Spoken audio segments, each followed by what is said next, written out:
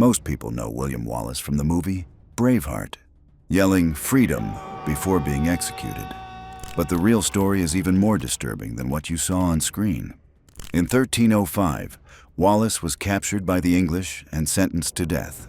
But it wasn't just a normal execution. What happened to him was slow, painful, and meant to scare everyone watching. He was tied up, dragged through the streets, and tortured while still alive. It wasn't just about killing him, it was about sending a message. Wallace's death was one of the most brutal in history. And today, we're going to take a closer look at what really happened. William Wallace was captured in August 1305 near Glasgow. After years of leading Scottish resistance against English rule, he was betrayed by a fellow Scot, handed over to English soldiers, and taken south, all the way to London. This was no ordinary trial. Wallace was brought before King Edward I and a group of nobles at Westminster Hall. He wasn't allowed a lawyer, there was no jury, and the outcome had already been decided. He was charged with treason against the king. Wallace responded that he couldn't be guilty of treason because he had never sworn loyalty to Edward in the first place. He believed he was fighting for Scotland's freedom, not rebelling against England. But the English didn't care. The trial was really just a formality.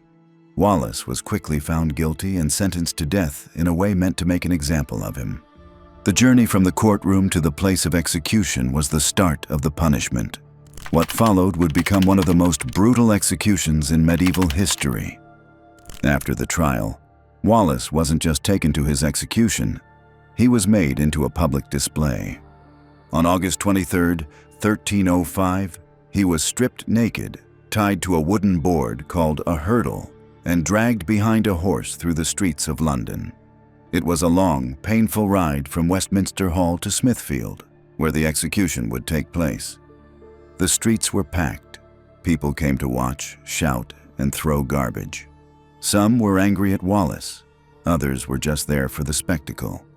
This kind of public shaming was common in the Middle Ages. It was part of the punishment. Wallace, once a national hero in Scotland, was now being paraded like a criminal. Tied down, dirty, bruised and bleeding, he couldn't defend himself or speak out. He had already been sentenced. Now he was being humiliated in front of thousands. The English government wanted everyone to see it, a clear message that rebellion wouldn't be tolerated. If you stood up to the king, this could be your fate. But the worst hadn't even started yet. Wallace was still alive, and what waited for him at Smithfield was more painful and more terrifying than anyone could imagine. When Wallace arrived at Smithfield, the real torture began. The punishment for treason was the worst kind the English crown could give: hanging, drawing, and quartering. And every part of it was designed to cause as much pain and fear as possible. First, Wallace was hanged by the neck, but not until death. He was taken down while still alive, gasping for air. Next came the drawing. This wasn't about being pulled by a horse. That already happened. In this case, it meant something far worse. Wallace was tied down, and parts of his body were cut away. He was castrated, mutilated while still conscious. Then, his stomach was cut open, and his intestines were pulled out slowly, right in front of the crowd. To make it worse, the executioners burned his organs in a fire while he was still alive and watching. By now, he was likely in shock, but somehow still breathing. Only after this horror did they finally end his life. He was beheaded, and his body was chopped into 4 parts, a process called quartering. Each piece of his body was sent to a different place in the country. His head was placed on a spike above London Bridge. This wasn't just a punishment. It was a warning. The English wanted to crush the idea of Scottish rebellion. Wallace's death was designed to terrify anyone who thought of resisting the king. It wasn't about justice, it was about power. After William Wallace was executed, the punishment didn't stop. What happened to his body was just as calculated as the torture itself. His head was dipped in tar to preserve it, then placed on a spike above London Bridge, one of the busiest spots in the city. Every traveler crossing the bridge saw it. It was meant to send a message. This is what happens when you defy the English crown. The rest of his body was cut into 4 parts, or quartered. Each piece was sent to a different part of Scotland: Newcastle, Berwick, Stirling, and Perth. These weren't random locations. They were major towns in areas where Wallace had once been active. Placing his remains there was no accident. It was meant to show that even in death, the English held power. People in these towns would have seen the decaying remains on public display. The goal wasn't just punishment, but fear. Wallace wasn't buried. He wasn't honored. He was turned into a warning, a gruesome symbol to crush the spirit of rebellion. But instead of silencing the Scots, his death would make him a legend. Over time, the story of William Wallace grew bigger than the man himself. Thanks to books, poems, and later movies like Braveheart, Wallace became a symbol of courage and freedom. But how much of it is actually true? Take the famous last word, freedom. In the movie, Wallace shouts it just before dying. It's powerful, emotional, and probably fictional. There's no historical record that he said anything at all. In fact, during that level of torture, it's unlikely he could have spoken. Many of the stories about Wallace come from a poem written by Blind Harry, a Scottish writer from the 1400s, more than 100 years after Wallace died. His work was more about inspiration than accuracy. He made Wallace into a heroic figure, someone the Scots could rally behind. English records from the time focus on the legal side, calling Wallace a traitor and reporting how he was punished. They don't mention last words, daring escapes, or secret romances. So what's true and what's legend? The basic facts. Wallace fought for Scotland, was captured, tried, and brutally executed, are all real. But the details we think we know. Many come from stories passed down over time. William Wallace wasn't just punished.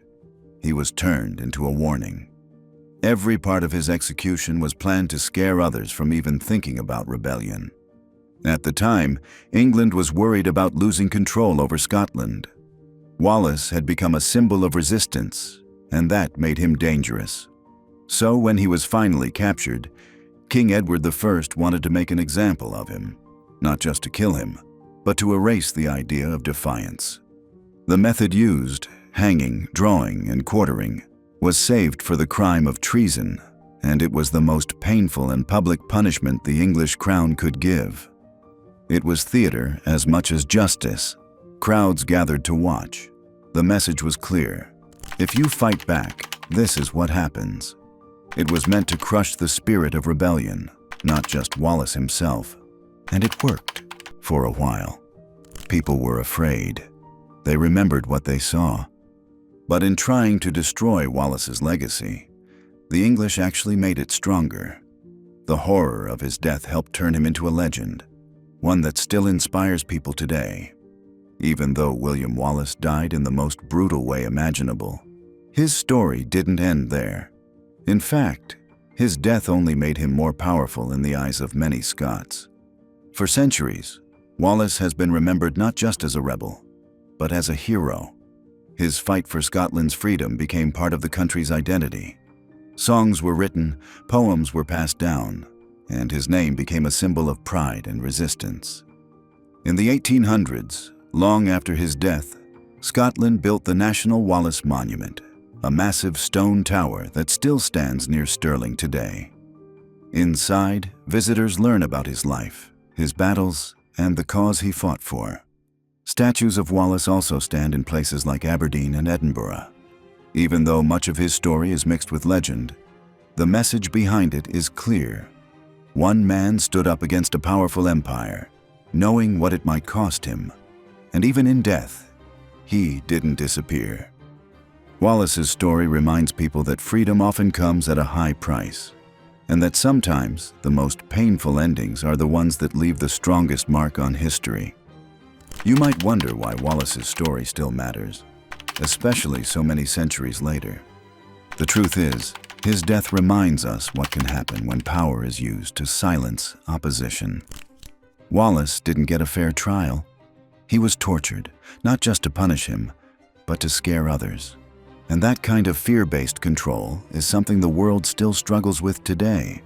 His story also shows how one person can become a symbol. Wallace stood up for what he believed, even when the odds were against him. He became a voice for people who felt unheard. By remembering what he went through, we're not just learning history. We're learning about courage, injustice, and the cost of freedom. It's a dark story, but it's one that still speaks to people, because it reminds us how dangerous unchecked power can be. William Wallace's execution wasn't just brutal. It was a message carved into history, a warning to rebels, a show of power. But instead of ending his legacy, it helped create one. The man who was dragged, tortured, and torn apart is still remembered today, not for how he died, but for why he stood up in the first place. Now it's your turn. Do you think Wallace was a hero, a rebel, or both? Should we remember him more for his life or for the way he died? Let us know what you think in the comments. And if you found this story powerful or moving, give it a like, share it with someone who loves history, and subscribe for more forgotten truths from the past. Thanks for watching, and never stop asking questions about history.